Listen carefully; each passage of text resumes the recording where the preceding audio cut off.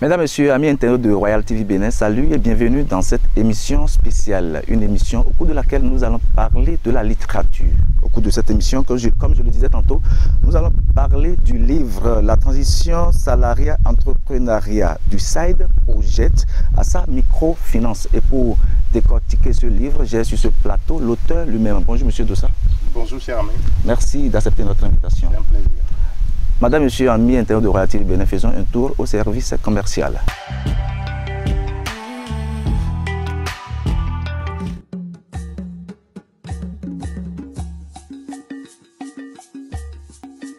Bonne nouvelle!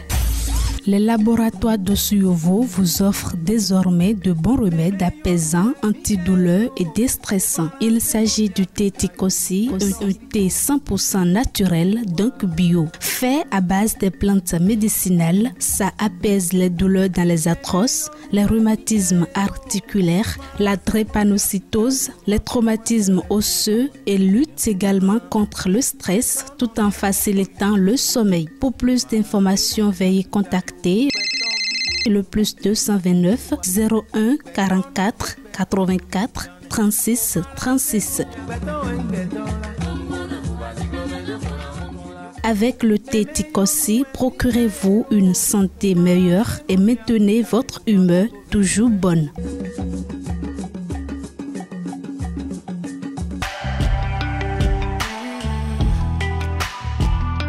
À nouveau, salut. Comme je le disais tantôt, nous allons au cours de cette émission parler du livre La transition salariat-entrepreneuriat du Side Project à sa micro-entreprise. Mais avant, je voudrais que Monsieur Dossa Guillaume, qui est l'auteur de ce livre, se présente mieux aux internautes de Royal TV. Merci à Royal TV. Merci de l'opportunité que vous m'offrez pour parler de ce livre. Je suis Guillaume Dossa, je suis natif de la vallée de Lomé, de Bonou. Et je suis chez moi. Je suis Guillaume Dossa, comme je le disais. Je suis conseiller d'orientation et je suis expert en transition professionnelle. Donc, ce livre est un résumé de mon expertise. Merci beaucoup à vous, une fois encore. Et le 11 janvier 2025 dernier, vous avez lancé ce livre-là à Cotonou. Dites-nous, pourquoi ce titre? Pourquoi transition entrepreneuriat, salariat, entrepreneur du Side Project à sa micro-entreprise? Alors, déjà la transition. La transition, c'est le pas du salariat vers l'entrepreneuriat. Cela ne s'invente pas. Aujourd'hui, le constat est que tous les salariés, pour ne pas dire la majorité des salariés, envisagent, sinon ont l'ambition de faire quelque chose à côté. Donc, du side, faire quelque chose à côté. Mais on ne se lance pas dans le vide. Parce que si vous vous lancez dans le vide, si vous voyez que vous avez les compétences pour développer un projet à côté, vous avez les compétences pour vendre du atassi à côté de votre boulot, et vous ne mesurez pas les risques, vous allez vous mettre en insécurité et mettre votre famille en insécurité. Donc, cette transition-là se prépare. C'est déjà le premier objectif de ce livre. Préparer les gens à mieux se former, à mieux préparer le pas vers l'entrepreneuriat. Voilà déjà le premier objectif. Alors, je voudrais vous demander, dites-nous, quelles sont les raisons qui vous ont poussé, n'est-ce pas, à réaliser ce chef-d'œuvre? La raison est très simple. Nous parlons aujourd'hui du chômage. On parle de chômage partout, partout dans le monde, pas qu'au Bénin. On parle de chômage parce que il n'y a pas suffisamment d'entreprises pour embaucher des gens. S'il y a manque d'emploi, c'est qu'il n'y a pas suffisamment d'activité. Et moi, je dis que le salariat, c'est une chance. Mieux, je dirais que le salariat, c'est une bénédiction. Et donc, ceux qui ont un petit job, ceux qui gagnent 100 000 francs, 50 000 francs, quelque part, c'est déjà une petite bénédiction. Et donc, on peut partir de cette petite bénédiction pour créer aussi de l'emploi à ceux qui n'en ont pas. D'accord, merci beaucoup à vous, Monsieur Dossa. Si éventuellement vous avez pensé écrire ce livre dans le but d'aider les gens à mieux s'orienter, c'est sûr que vous aussi, vous avez vécu beaucoup de choses. Est-ce que vous pouvez nous parler de ces expériences-là que vous avez vécues et qui vous ont inspiré à écrire ce livre-là? Oui, ce livre, c'est ma vie. C'est ma vie. C'est en quelque sorte un résumé de ma vie. J'étais parti travailleur social à la base avant d'avoir une opportunité d'aller étudier en Europe. Et il s'est fait que je me suis spécialisé dans l'orientation et donc dans l'orientation des personnes et donc ceux qui cherchent du boulot ou ceux qui veulent faire le pas de leur poste salarié vers le poste pour être patron. Hein, ceux qui veulent quitter l'employé, le poste employé pour venir vers employeur. Et donc, tout ça se prépare. Donc, c'est ma spécialité. Et moi... Excusez, c'est ça on appelle les coachs dans le jargon? Non, c'est pas les coachs. Ah, c'est pas les coachs. Ça n'a rien à voir. Donc, vous n'êtes pas un coach? Non, je suis un expert en transition professionnelle. D'accord, allez-y. Je suis un expert en transition professionnelle, c'est-à-dire le pas vers un autre poste. D'accord. Le pas vers un autre poste. Vous êtes journaliste aujourd'hui, vous voulez passer de journaliste au patron de presse. Le pas, ça se prépare, tout ça se prépare. Donc, je suis un expert pour préparer cette transition-là. Alors, revenons à ce livre. Quel rapport ça a avec ma vie personnelle? Je suis aussi, moi aussi, salarié quelque part. Je suis salarié aujourd'hui quelque part. Pourtant, je suis directeur d'une entreprise, d'une petite entreprise. J'ai mon cabinet qui fonctionne en France et au Bénin. Ah, d'accord. J'ai mon cabinet Africa Relais. C'est Africa Relais, l'éditeur de cet ouvrage. Donc, Africa Relais, c'est mon cabinet. Et donc, je donne mon exemple pour dire que si vous êtes salarié quelque part, vous pouvez aussi nourrir des ambitions et passer progressivement de salarié au patron. Mais ça ne s'invente pas, ça se prépare. C'est ça.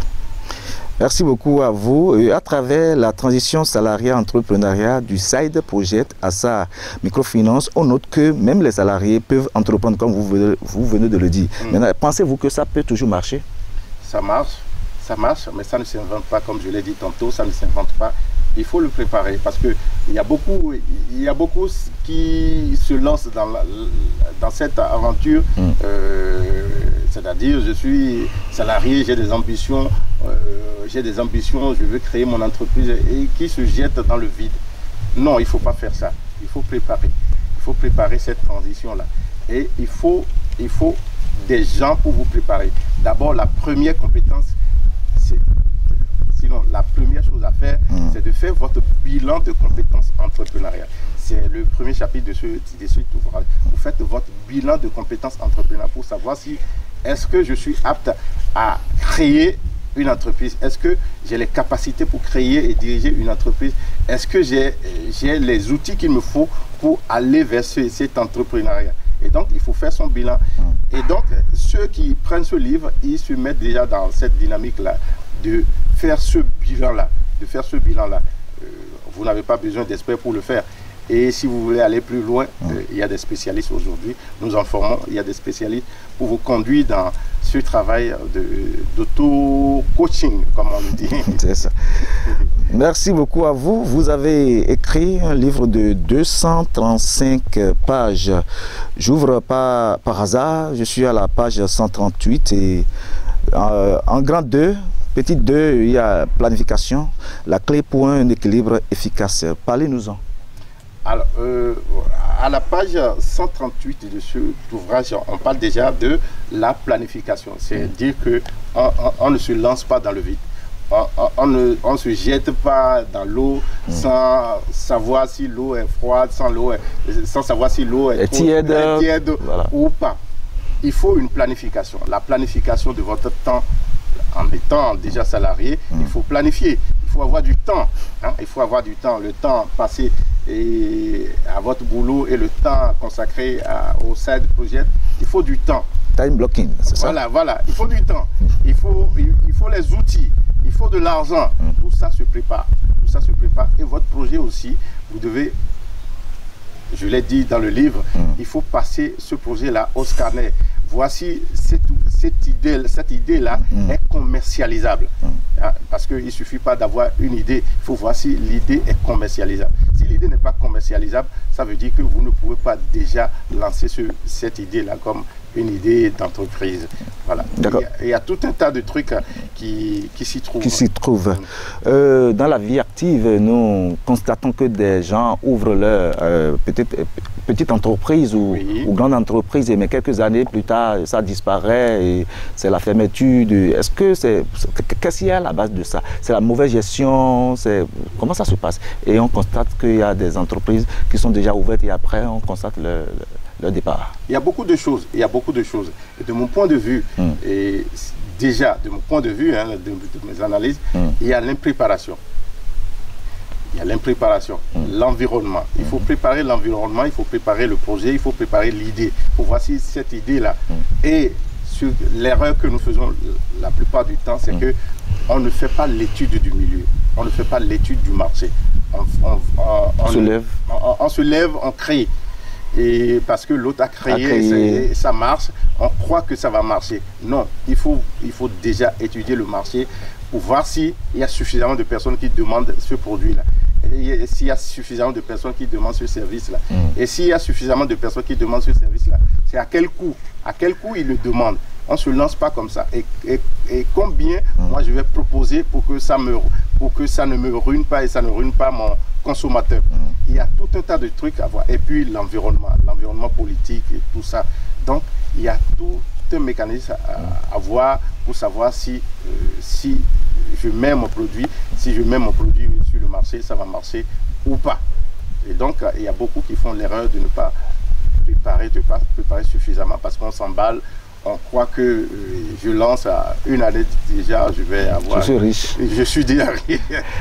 C'est une erreur. Quelles sont les solutions pour ces gens-là? Les solutions, c'est qu'il faut avoir de bons conseillers. Il faut avoir ce qu'on appelle des business coachs qui vous aident à mûrir ce projet-là, à passer ce projet-là au scanner et voir tout ce qu'il y a autour. Et même si vous ne vous préparez pas, vous vous lancez et vous constatez que vous êtes la BAC est en train de tanguer, demandez de l'aide. Demandez aux gens de voir. On peut toujours revaloriser. Revoir les ambitions à la baisse. Voilà à peu près ce que je peux dire sur cette entreprise. Merci beaucoup. La transition salarié-entrepreneuriat du SAID, projet à sa micro-entreprise, ça coûte combien à la librairie? Alors le livre coûte aujourd'hui 10 000 francs CFA, disons 15 € pour ceux qui sont en Europe. 10 000 francs CFA et c'est beaucoup d'outils que vous avez là. Ce n'est pas, je vais rectifier un petit, je ne suis pas un écrivain. Moi, je suis expert dans mon domaine et ce livre, c'est un livre facile à lire. Et c'est des outils, c'est un condensé d'outils que j'ai laissé suffisamment de place pour travailler votre projet. Jusqu'à ce que vous le mettiez sur le marché. Merci beaucoup. Entreprendre l'essentiel des ponts psychologiques affranchis, c'était votre tout premier livre. Comment ça s'est passé? Alors, quel est le résultat? La transition salariat-entrepreneuriat fait suite au premier livre sorti il y a quelques années, Entreprendre les ponts psychologiques affranchis. Je dirais que ce livre a connu un succès. Pour être honnête, ce livre a connu un succès. Des étudiants, c'est le moment de faire un clin d'œil à mon parrain déjà, le professeur Jean-Marie Falola, qui a fait vraiment la promotion de ce livre dans les universités, surtout à l'INGEST, à Porte-Nouveau. Ah, oui. Et le professeur Eloge Ogoualé, ces gens-là ont fait vraiment la promotion de ce livre. Et ce livre a connu un succès. Mais j'ai compris que ce n'est pas assez. Et il faut aujourd'hui que les salariés aussi s'exercent à créer des activités, à créer pas de grandes choses. Une épicerie, un petit truc à côté, ça peut employer et ça peut nourrir. Mieux, mais un salarié qui estime qu'il ne gagne pas suffisamment, et il peut créer des sources de revenus. peut créer d'autres sources de revenus en complément de ce qu'il gagne déjà. Voilà. Selon vos ambitions, parce que vous êtes juste sur le deuxième livre, est-ce que vous pensez atteindre quel nombre de livres avant? Bon, c'est vrai, on ne peut pas le dire, mais est-ce que vous pensez vous arrêter de sitôt? Il n'y a pas de record à abattre, il n'y a pas une limite à franchir, c'est le besoin c'est le besoin qui nous fera écrire, c'est le besoin, c'est la demande, c'est les constats sur le terrain, c'est l'évolution et le succès ou l'échec, je ne le souhaite pas. C'est le terrain qui commande. C'est le terrain qui va commander. Voilà. Le terrain qui va commander. Donc nous sommes juste dans notre domaine, et si le besoin se fait sentir, on va écrire pour conscientiser, pour former, pour davantage éclairer la lanterne du public. Monsieur Dossa, il n'y a pas d'activité sans anicroche. Est-ce que vous pouvez nous parler des difficultés que vous avez rencontrées au cours de l'écriture en griffe de ce roman, de ce livre-là? Je n'ai pas eu beaucoup de difficultés. Non, je n'ai pas eu beaucoup de difficultés.